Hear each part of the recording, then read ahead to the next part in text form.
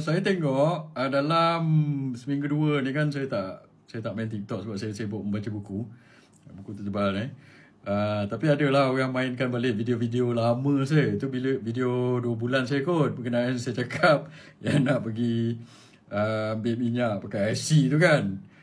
Yang saya apa ni cakap dengan apa benda ni nak suruh ni kan. Dia orang mainkan balik video tu. Video 2 bulan lepas, tak salah saya, masa Perdana Menteri ke Kerajaan ni umumkan untuk minyak turun 6 sen, lepas tu kena beli minyak pakai IC, ingat tak? Tapi tipikal lah Kerajaan PH ni, dia umum dulu tapi mekanisme dia tak beritahu. Itu yang menjadi masalah. Ingat tak dulu masa dia umum yang 100 tu?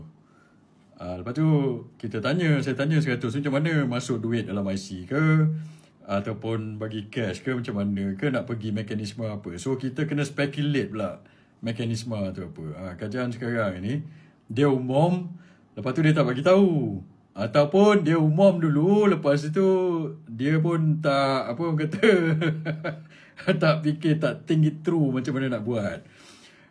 Sebab itu saya tegur bila saya bising. Elok juga saya bising 2 bulan lepas.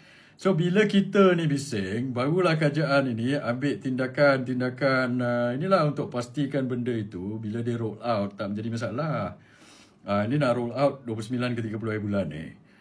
Kalau orang beratur panjang macam mana? So saya harap pihak-pihak yang bertanggungjawab dalam kerajaan tu fikir sikit. Kalau 29 dan 30 ni awak mess up, saya akan tegur dan kita dengan kawan-kawan akan tegur.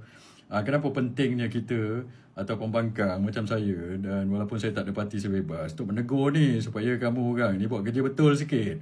Kalau tak ada orang menegur, tak ada orang yang menjerit pada kamu orang dalam kerajaan ni, siapa yang buat ni, kamu buat suka-suka je lah. Tak kisah nanti orang beratur panjang ke, atau apa chip rosak ke, apa ke benda tak boleh read ke, apa benda ke tak boleh beli ke, macam mana.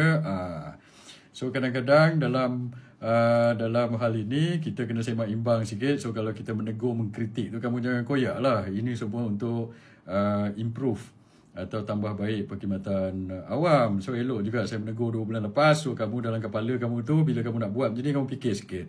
Kalau kamu buat satu arah, nanti orang-orang macam saya atau saya sendiri akan menegur supaya kamu buat elok. Macam yang bantuan 100 itu, saya dah cakap macam mana dia buat itu. Pergi kamu check kan, adakah dia bagi cash, tidak.